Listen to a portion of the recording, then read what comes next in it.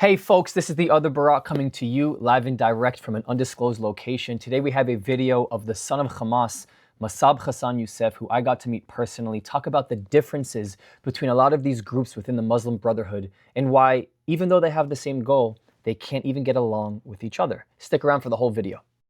I mean, you can tell me you're more of an expert, obviously, than I am. I'm definitely not. I'm not a politician or an expert. That's why this is such a fascinating conversation to me. Like Hamas, ISIS, Taliban, all the different terrorist groups, they don't like each other though, even though they have the same goal in mind. Like if everyone wants to kill Israel, why wouldn't that not be, or like to demolish Israel? Would that connecting point would make them unite, but it doesn't, correct? They are rivals, and of course they have conflict of interest, but there is something in common, that they all hate Israel.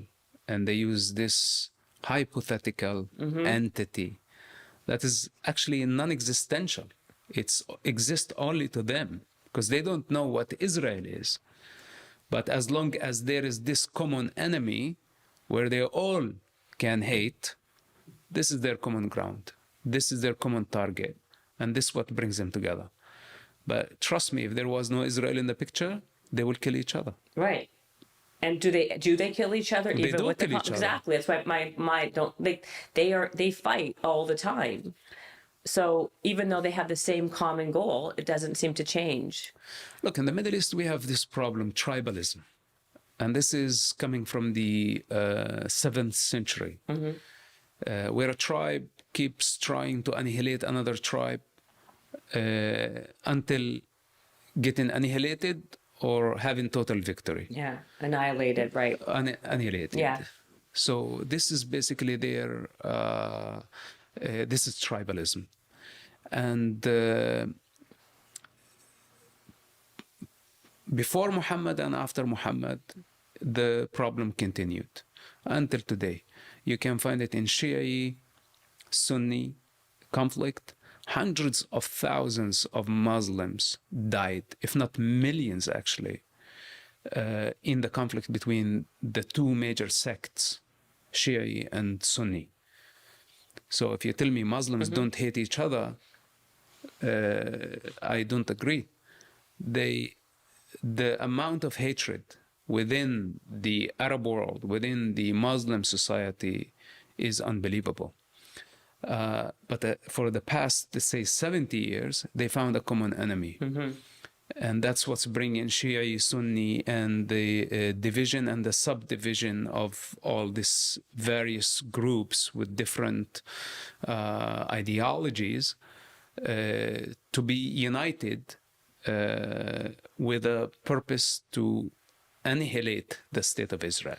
Well, look what happened. Like when October 7th happened, and Israel was basically defending themselves and told the Gazans to leave. No Arab state, no one would take the Palestinians.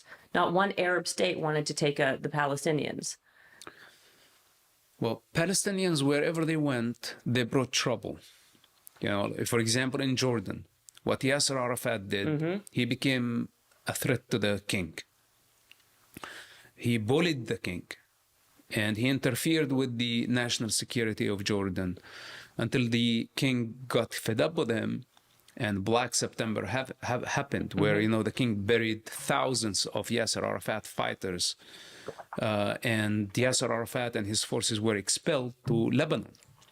But in Lebanon, Yasser Arafat wouldn't stay quiet. He interfered with the internal issues, and as a result of that, the Lebanese civil war happened, where devastated Lebanon. Until today, Lebanese people paying the price. So wherever Yasser Arafat or what so-called Palestinian revolution moved, they brought destruction, they brought trouble, corruption, violence. So yes, the Arab countries prefer not to have any Palestinian refugee on their soil. So he just does such a perfect job of explaining the internal issues within the Arab world. I actually just talked about this on another video, but it's so interesting to me because when college students in the United States of America watch what's happening across the ocean unfold in the Middle East, they see October 7th as a rise of a resistance and freedom movement on behalf of Hamas. And then suddenly later, down a few weeks, a couple months, you see Hezbollah join in. So the college students applaud, and cheer on Hezbollah for helping the ones who are fighting for freedom. And now suddenly you have Yemen joining in too. So now they're really exhilarated. They're so happy because they're getting support from both Hezbollah and Yemen.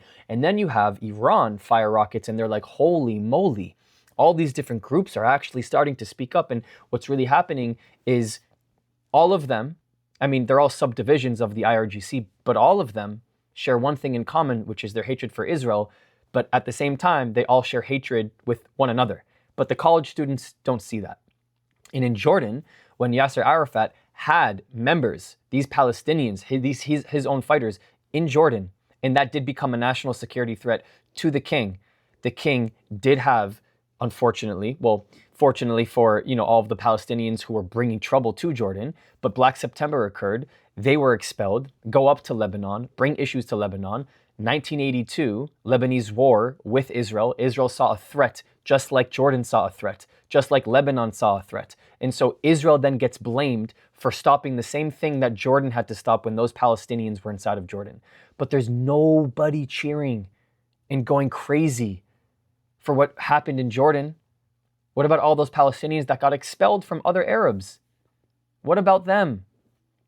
And yet they still call Yasser Arafat a hero. So it's only about one group. It's only about one thing. It's only about one people. It's the Jews. I don't know what else there is to say about it. Like, it's blunt. It's right in front of you. And it's insane. And the real awkward part is when you bring up an event like Black September to people who are super anti-Israel, they're in denial of it. They say it's not true. And so I don't know who else better to hear from than the son of Hamas. It's mind-blowing to me. Every time I hear him speak, I get more inspired because you have somebody who's literally, his whole life is on the line when he talks about his own culture, his own people doing the things that most of the people in the world don't want to hear. They want to be in denial of it. But that's what happens is you have the right person saying the right things to the wrong people. So of course they're going to interpret it as the wrong. They're not going to see it as the right. That's where we are today. If you want to continue the conversation, you can support my work for free. Discord does not cost a thing. It is the best way to connect with me and others who are seeking the truth. The link is in the description. But if you want to take it one step further, my Patreon gives you access to the Israel you don't see, uncovering the untold stories of what mainstream media does not show you. The link is in the description and it helps me to continue this work. Or if you're just looking to help this thing go, PayPal and buy me a coffee is a really easy way to support me. This channel, this work does not happen without all of you. Thank you. I love you. I'll see you next time.